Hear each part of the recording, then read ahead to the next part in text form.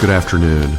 Welcome to another episode of The Gavel, featuring attorney Ana Toledo. Ms. Toledo is the senior attorney and general counsel for Targeted Justice. She has a background in constitutional and environmental law and is an experienced litigator, including 2 cases at the U.S. Supreme Court. And here's Ms. Toledo.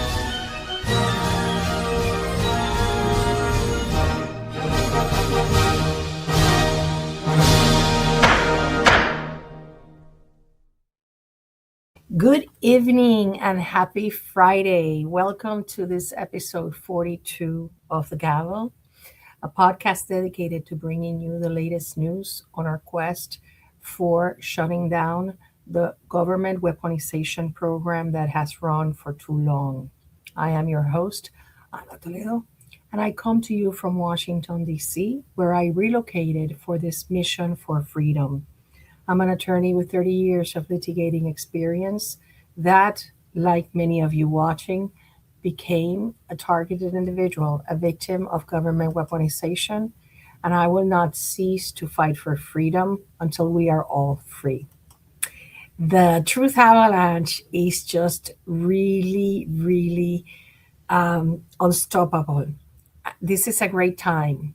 This is a great time to be alive. And I want you to understand that even though I come to you bringing you the best of me, sometimes it's not that easy for me. It's a struggle. Like you, I struggle every day, but you have to always pick yourself up and do the best you can, because we have come so far that this is no time to push back and not go for it.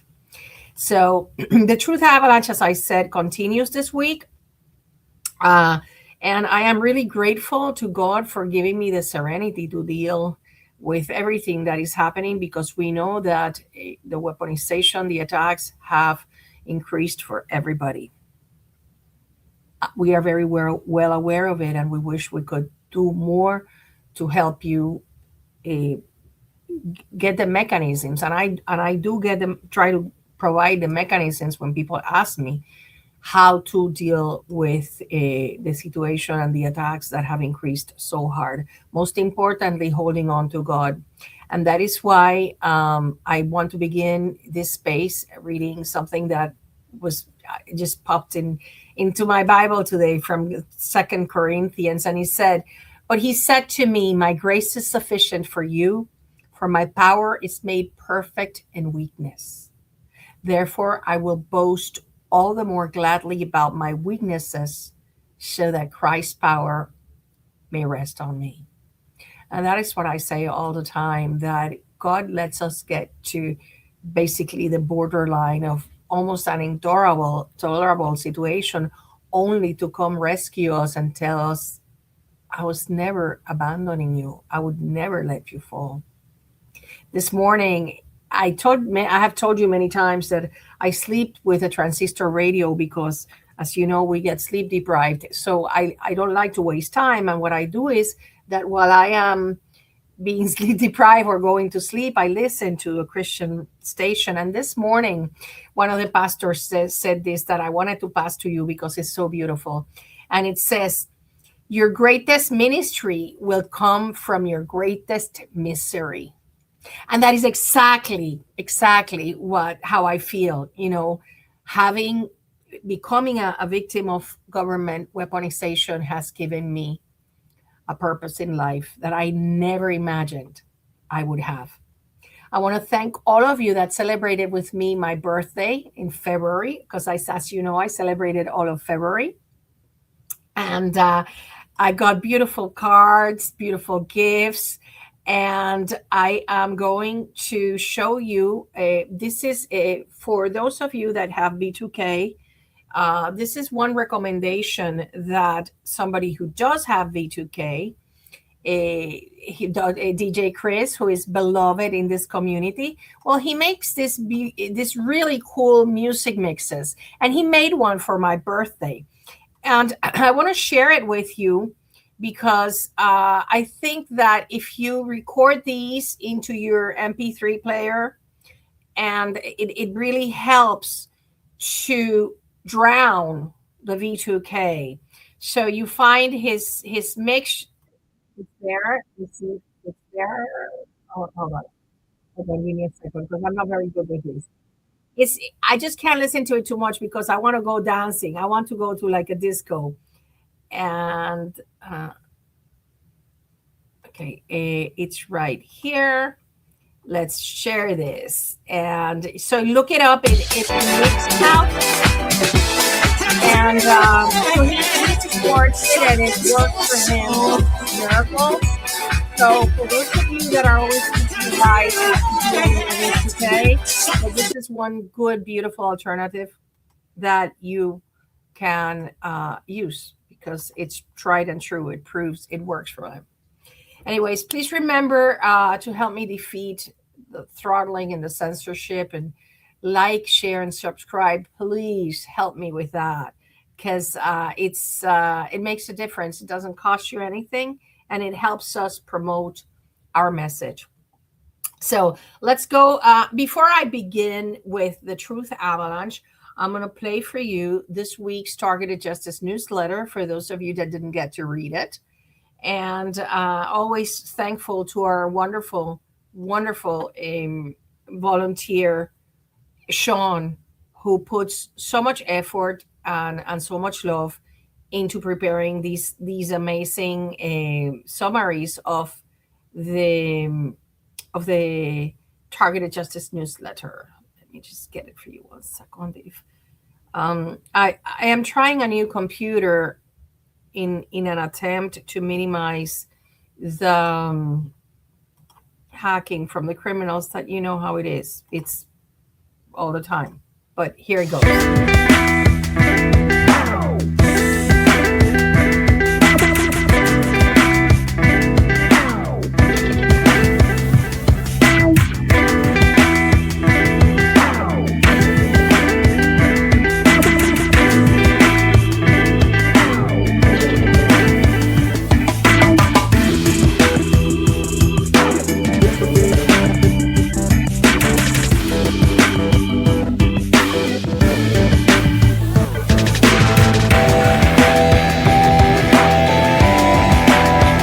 We have a complete list of 15 CIA-related conspiracy theories that were once dismissed as paranoid speculation, but later confirmed through declassified documents, church committee hearings, Rockefeller Commission reports, FOIA releases, the CIA's own Family Jewels compilation, Inspector General investigations, or official admissions. These represent programs or operations where substantial evidence shows they occurred, often illegally or unethically.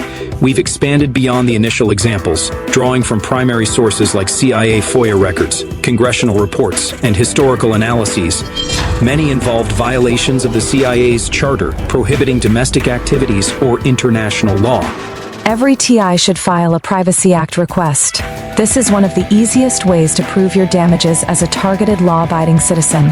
One day, we will all get compensated, but you will need proof. Contact Jill for assistance. She'll be able to help you, but it won't be for free. How the CIA creates hatred against targeted law-abiding citizens. Dr. Ewan Cameron was the horrific CIA doctor that perfected this technique in the 1960s. He called it psychic driving. They use subliminal messaging. This is the same technology used for V2K, except the volume is turned down to where only your subconscious mind can hear it. This is being done right now to the entire population. Most of it is done using cell towers and digital beamforming. They can do it to your coworkers to get them to bully you without giving any specific instructions to attack you. Introducing the Havana Syndrome page on Wikipedia. Grokopedia.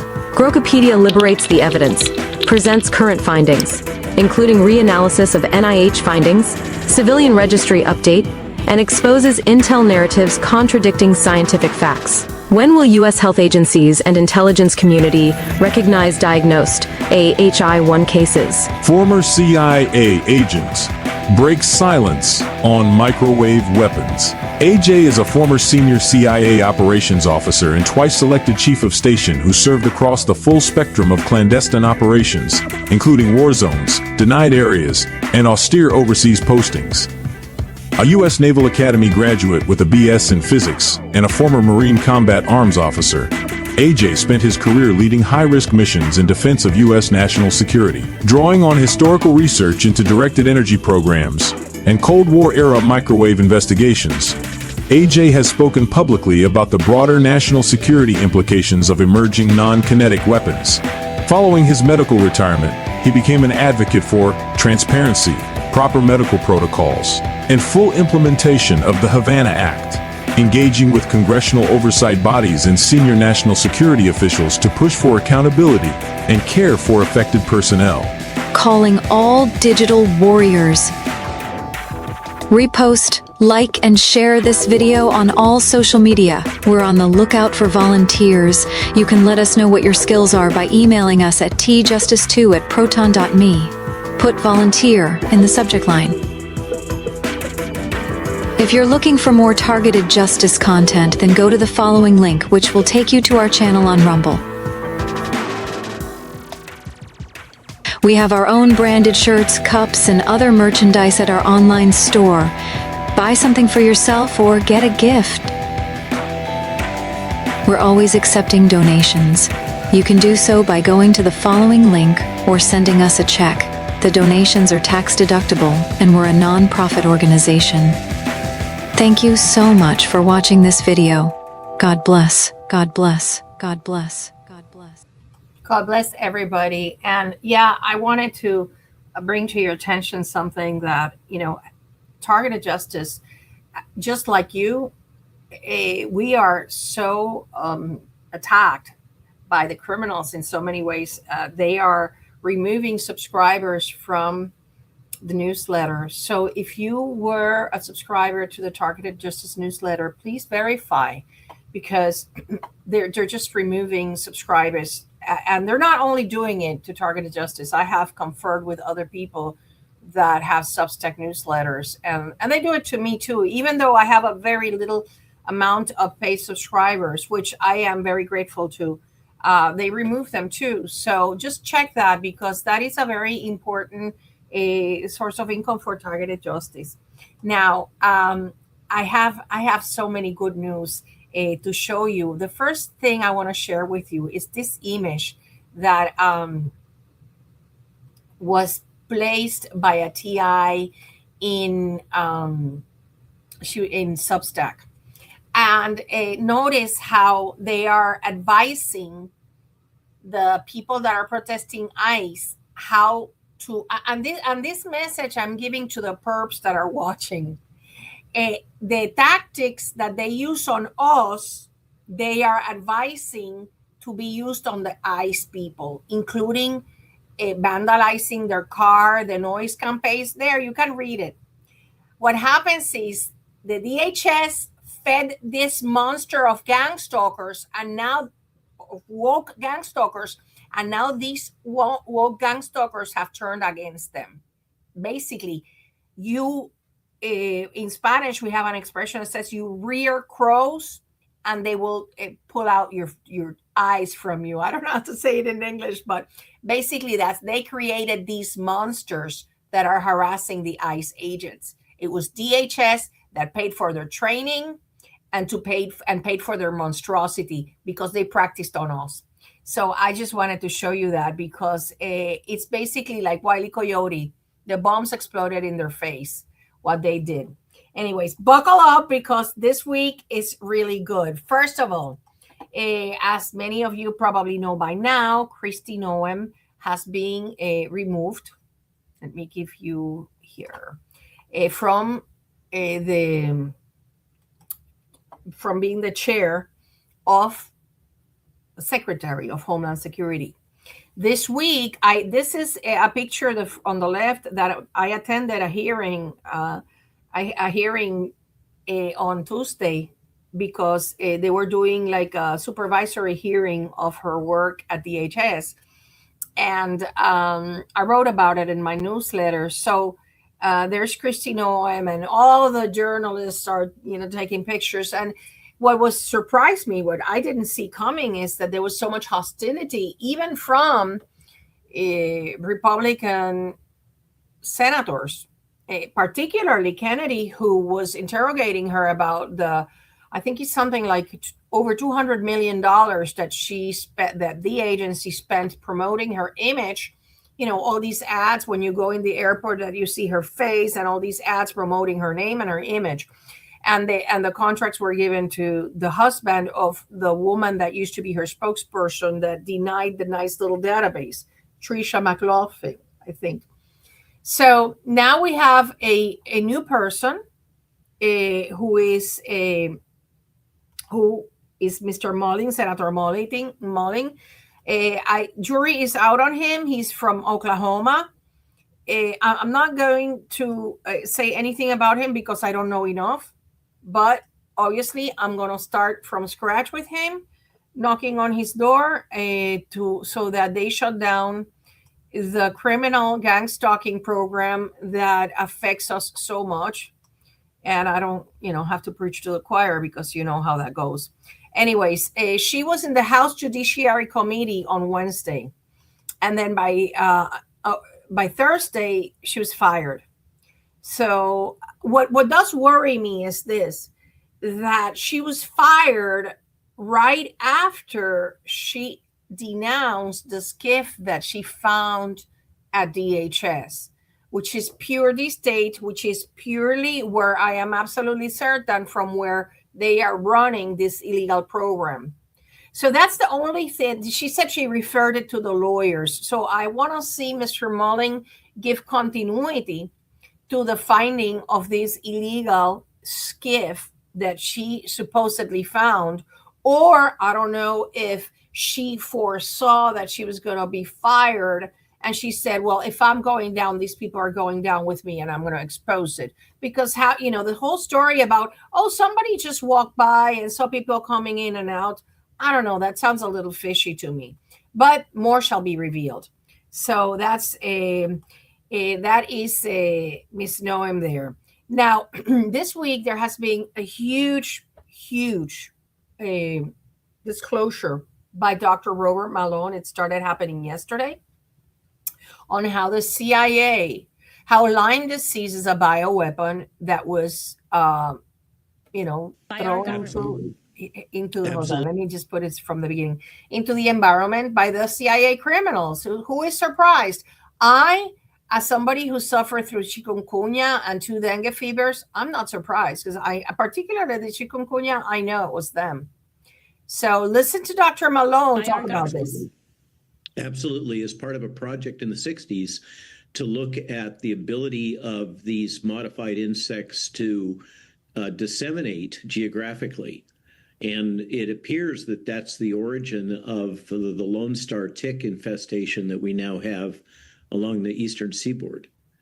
It also appears that that Army research involved development of ticks that had multiple pathogens, and the appearance that those modified organisms found their ways into the eastern seaboard, potentially through animals crossing over to Plum Island and then back onto the mainland.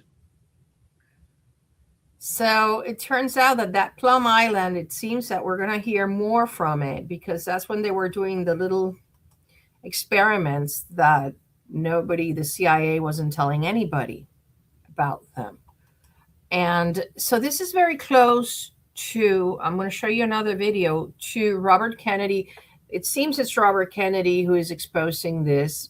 Dr. Malone has been appointed to a bioweapon commission in the United Nations. And the whole Lyme disease, as those of you that have Morgellons know, and even those that don't but read about it know that the Lyme disease is a precursor to the Morgellons disease, which, as you know, is one of the ways that they target victims of government weaponization. It's one of the modalities. And those of you that remember that when James Martinez was in the podcast interviewed by Dr. Bear, he said that Robert Kennedy was also a targeted individual. Well, look at what Dr. Malone has to say about his family. This is something the secretary takes very personally. He believes that literally all of his children have suffered from Lyme disease because of where their family has been living, which is just north of this region around Lyme, Connecticut. So it's very personal for him. And he has told me privately in text in response to this essay today that he thought this was an excellent summary and that he's working hard to get a release of additional information about this out of the government. This is. There you have it. So we know that Robert Kennedy Jr. has a little fight going with the CIA that murdered his father and his uncle. So I'm sure he's going to be delighted to expose all the diseases that these criminals, all these bioweapons that these criminals put out there, including COVID probably, because we know that Dr. Fauci is involved in all of it too. So this is good because it's peeling the layers of the onion. Every week we have a new exposure, a new revelation that exposes the criminality of that organization that is not supposed to operate within the United States borders, that is the Denver Domestic Operations headquarters of the CIA. And I think this is setting the stage and preparing the arena for when it is finally exposed that they have been torturing Americans in their own beds with directed energy weapons. So this is all good. There's one villain. Well, there are many villains, but the biggest villain, everybody, all the fingers are pointing at the CIA. Now, this one is just hilarious. The FBI got hacked. And it is very interesting because the hacking, let me show you this.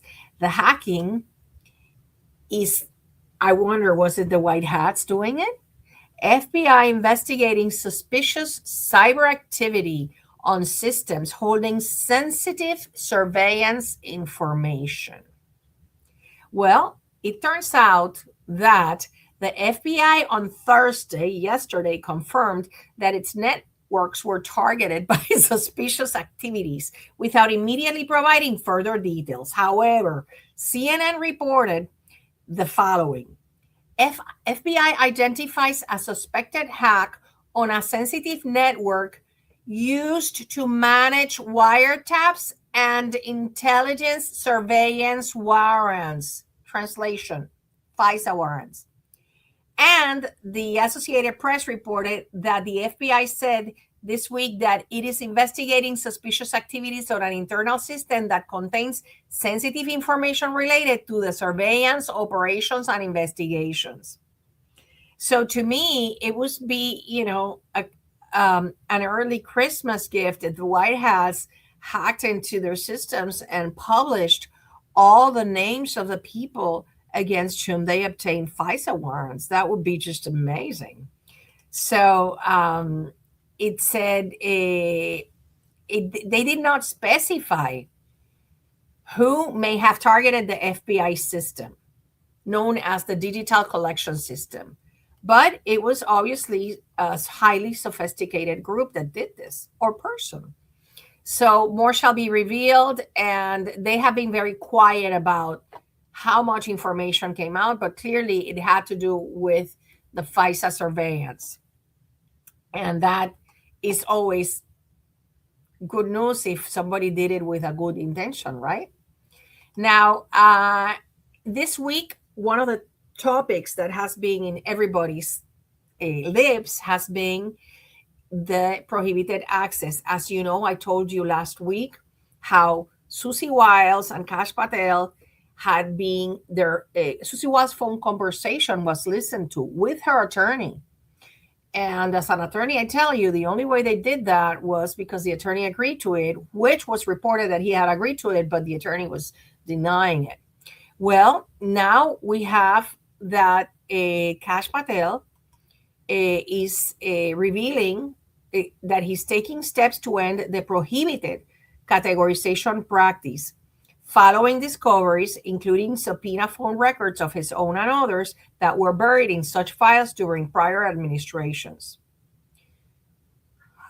I don't know how to tell you so you can totally understand that this could mean, if they shut down the prohibited access files, this could mean the end of the targeting program. Because that is where the FBI criminals hide their crimes and misdemeanors. That is where they hide all of our information. That is why the form in the Targeted Justice website, specific for the Privacy Act request, specifically demands that they look in those prohibited and restricted access files. So there is a task force that has begun excavating the separate set of books that the FBI keeps using an inaccessible prohibited access file designation. According to multiple government sources, there is an internal fight over how to handle the files, because this is the big problem. A lot of the agents there are scared because their criminality is hidden in those prohibited access files. They never saw it coming that Chuck Grassley would get a whistleblower to provide him with the electronic communication proving these prohibited access files. They never saw it coming. And so there are a lot of them in there that are deep state criminals that are scared because they know that they committed crimes under color of law. So now one of the sources is said to have said, this is it, the deep state, the prohibited access files, that's what it consists of, the deep state. They say it contains off-books surveillance and disruption of political figures in the Arctic frost and Trump-Russia investigations. But the files extend, listen to this, as far back as 1999 across Democratic and Republican party presidencies, involving as many as 1,000 distinct case numbers. There are no rules for passing access to the system from one administration to the next. Instead, Operation of Prohibited Access File is described as an oral tradition, like in the Middle Ages, that they didn't even have books. It was an oral tradition, so there wouldn't be records. Passed down among senior FBI officials, independent of agents below and political appointees above in Congress and even the White House. If it weren't for the whistleblower disclosures to my office, said Chuck Grassley, the very existence of the FBI using prohibited access files for some investigations would have remained in the dark. But now we know that since at the very least 1999, it was operating. I want you to pay so much attention to this, because I'm going to explain for those of you that have already received the Privacy Act reply saying, no, we didn't find anything. I'm going to be discussing it. So don't go anywhere, because this is a very important episode. Please share it. This is really important for each and every person that wants to be free. So according to sources familiar with the matter, Kash Patel has formed this task force, and they are debating about it. I personally, Patel hasn't shown his willingness to shut down the deep state. I haven't seen it, let alone Bundy, let alone the deputy director, Bundy's deputy director, Todd Blanche. So, because one of the indications that they are hiding FBI malfeasance is that they are refusing to produce to Judicial Watch the evidence of how much money the FBI paid Twitter to have a little office there and censor our stuff, because they didn't censor the accounts of influencers. No. They censor the accounts of targeted people. That is, I am 99% that is the truth. Anyway, so Tom Featon has to be fighting them, and they are refusing to show. And this is public information of public interest, and they're saying that it's law enforcement tactics and techniques. No, it is illegal for you to go to a social media platform and censor speech. Period. There is no, that is an uncontroverted matter of law. Anyways, so the today there was a hearing. Matt Taibbi was had a show regarding these prohibited access files. As you know, Matt Taibbi was the one that exposed. He's been onto the FBI. He exposed the Twitter files. That was him. And he is now onto the prohibited access files, and he testified in Congress before Senator Rand Paul, in the Quiet Skies investigation. So he is very much invested in exposing the FBI criminality and the misuse of watch lists and the misuse of these prohibited files. So today I was a digital warrior, and I commented on his show, and I think he's on the right track. Now, Taibbi claims that only 5 people have full access, only 5, because remember about the security clearances. Maybe Kash Patel does not have the security clearance to enter into these prohibited access files that have to be at least level 35, because as you know, that is the level of security clearance for Ultra, which is the human experimentation torture program that many of us are in. Okay, so when the people do a search, right, even in the Sentinel, a false negative appears. Just like Ed Martin. Remember Ed Martin on day 1 that Chuck Grassley exposed this said this is very problematic for 2 reasons. Number 1, because it prevented people, the agents, from providing Brady and Jenks materials to criminal defendants, which is a constitutional obligation as per the Supreme Court. And number 2, how many FOIA requests were denied because the information was hidden in the prohibited access files. Well, the access, even though it is very limited, it is accessible, even though whistleblower Kyle Serapin said that he said his opinion, he never dealt with them, and he didn't think that they existed. For those of you that saw the part of the interview that I uploaded to my Substack, you can watch him say this. He said that maybe some of them are gone. Now, that those prohibited files, he compared them to La Isla de la Muerta in the Pirates of the Caribbean. It's a place that can only be found if the person that created the file knows they created it.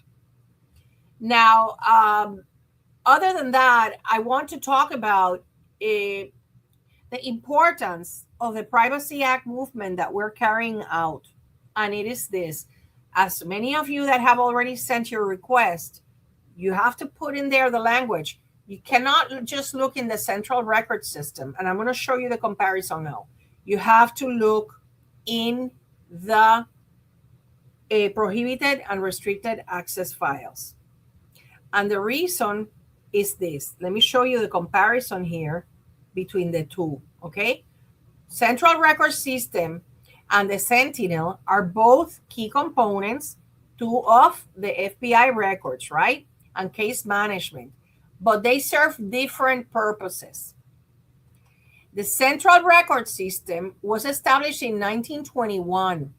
It mostly is composed of, it's for indexing and reference system for locating records across the vast holdings of the FBI. The Sentinel was established in 2006 and upgraded to all the field offices in 2012.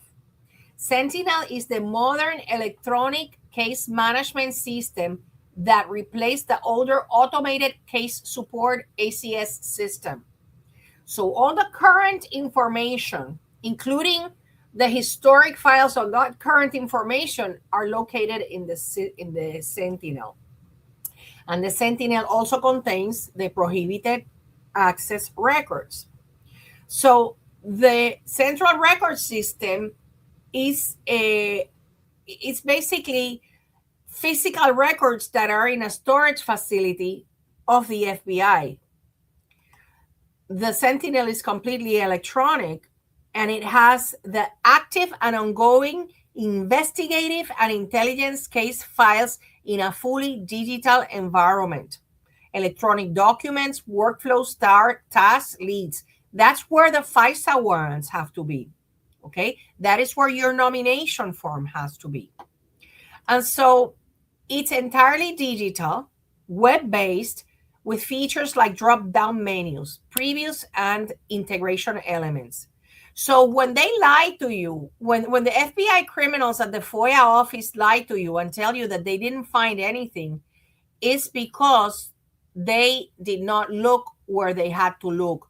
They went to the central record system as a matter of custom, but it's because it says that the FOIA and Privacy Act requests are that's what the central record system is used, of course, to hide information from you.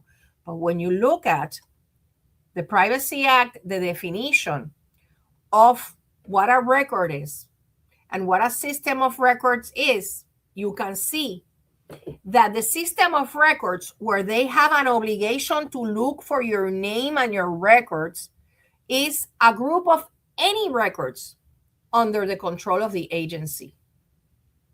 Any records about you, even those that they are hiding because of their malfeasance. So when I tell you this, is that the basis of your appeal has to be, that you cannot limit your search to the central record system, because the Privacy Act demands that you search all agency records. They cannot, and I don't care if only 5 people at the FBI have access to the prohibited access, because you know what? Those 5 people have to look up your information and produce it. And that is what one of the goals is. Even though, like I have said, the people in the United States do not have to exhaust administrative remedies in the context of a Privacy Act request, we are asking that you file your appeal so that they don't have available that argument that they didn't exhaust remedies. Yes, we did. Because I'm going to be filing that lawsuit. And I don't know, for those of you that have your documents ready, we are going to file that lawsuit, and we are going to demand to see our records at the FBI. If they gave them, and at the DHS, if they gave them to Christine Crowder, her nomination form, and all the surveillance they were doing on her, they have to give it to us. That's number one. The same with TSA. If you do your Privacy Act request with TSA, if they gave Tulsi the flight logs, the name of the people, the summaries of the information they submitted about her and her husband, we have the same right under the Equal Protection of the Laws and under the Privacy Act. This is one way we can expose the program. These vehicles, these mechanisms were not available before. They are available now in black and white. We have testimony from FBI agents. We have admissions and documents from Senator Grassley and from Kash Patel. We have never been in a historic moment like this. And I just want you to grasp the importance of it and how we are, I believe, in a very good place. So I'm going to just leave it at that. I want to do some housekeeping. First of all, again, I want to thank you. I want to thank DJ Chris. I want to thank Tom, Jill, all the Targeted Justice team for your beautiful card. And I have a little plea for those of you that are hiring Jill to assist you. She's a paralegal and she is an editor. And like you and me, she needs to work for a living. I don't understand why some people think that she should work for free, because it's not. That doesn't. I don't know where that comes from, but it's not. It doesn't come from a place of justice. And we have nothing to do with the services that Jill renders. I recommend her because I know that she knows what these criminals are doing, and she knows how to write a very well written Privacy Act that will pass muster. Now, targeted justice does not benefit in any way, other than we will have a group of people that will have, and this is for the benefit of the community, that will have completed the process in a correct way so that we can petition for redress of grievances before a court of law, demanding that they force the FBI to comply with the Privacy Act, which is our ultimate goal. Once we have that, they have to produce the same nomination form that they produced to Christine Crowder. Now they cannot say we cannot confirm or deny. If they gave it to her, they had to give it to us. Okay? So I just want you to be as compassionate and kind with people trying to help you, including the targeted justice team, as those that as you would want people to treat you, because that's the golden rule, right? That's how we should treat others, as you want them to treat you. So I just had to make this clarification, because, and the same goes for me, for people that defame me or my friends, I will be civilized with you, but it's a very, it's, once the trust is broken, it's broken. So I hope that people understand how important it is to be kind, compassionate, and understanding of others, because we're all in the same boat. We're all targeted, and we all have a different little torture menu. So, anyways, please make sure that you are on your toes on your Privacy Act request. I am circulating at 11:57. I circulate the video, the little reminder of the intention, the collective intention and prayer. You do it as you please, whatever your spiritual, your beliefs are. I do my prayer about how I want to be free. I want to run free again in the beach without having any perp follow me, and I just visualize it. Just visualize freedom and pray for freedom. It's only 5 minutes. It doesn't cost you anything, and it can be very, very powerful. We're doing it at noon Eastern Standard Time, which of course is 11 Central Time, and 10 Mountain and 9 Pacific, I guess.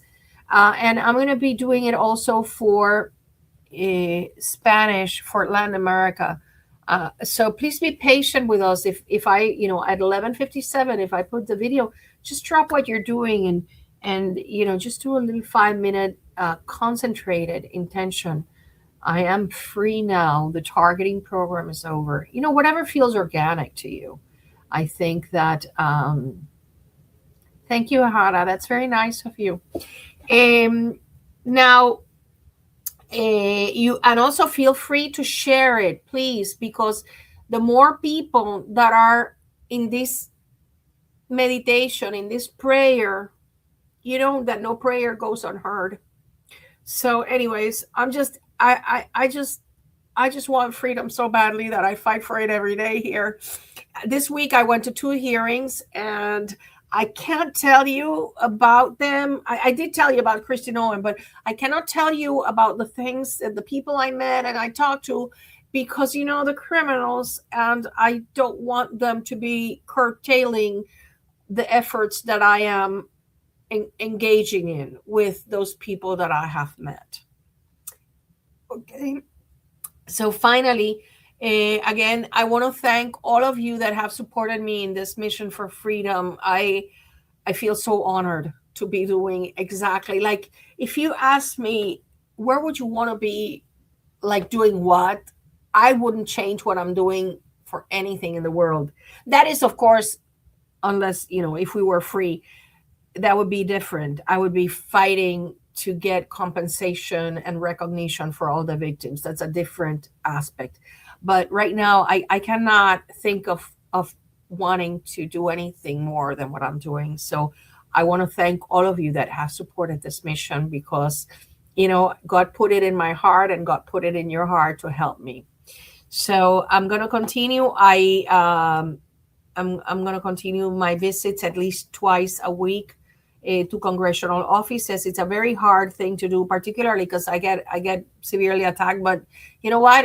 I take it as a badge of honor. I say, bring it on. I love it. I love it that you're attacking me, because I know that what I'm doing hurts you, triggers you, threatens you. And because of that, I welcome it. I know I am covered in the blood of Jesus, and no weapon shall prosper against me. Anyways, so thank you so much for joining me. And I wish I could do more. I am doing what I can.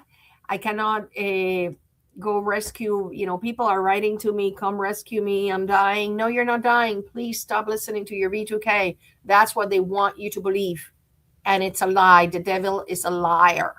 So please go to the Targeted Justice website and read about the technology.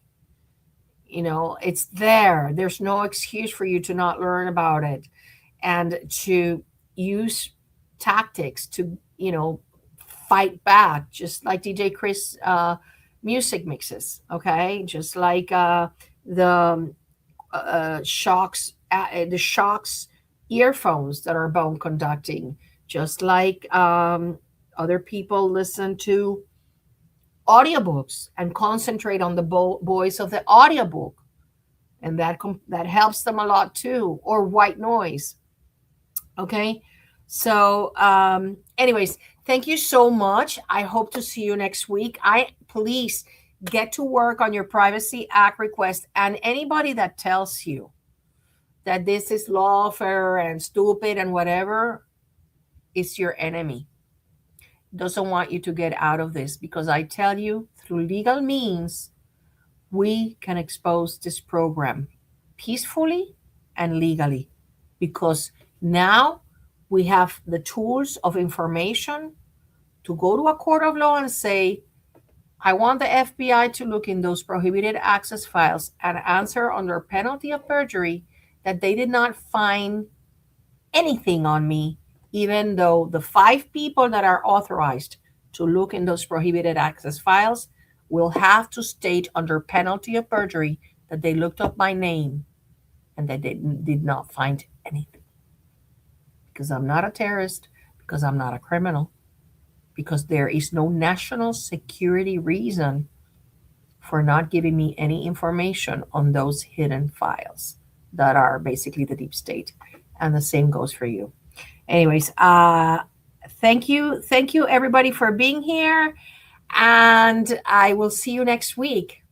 Please don't miss it. Remember, finally, Fridays, I changed to Friday. I know some of you wanted me to leave it on Wednesdays.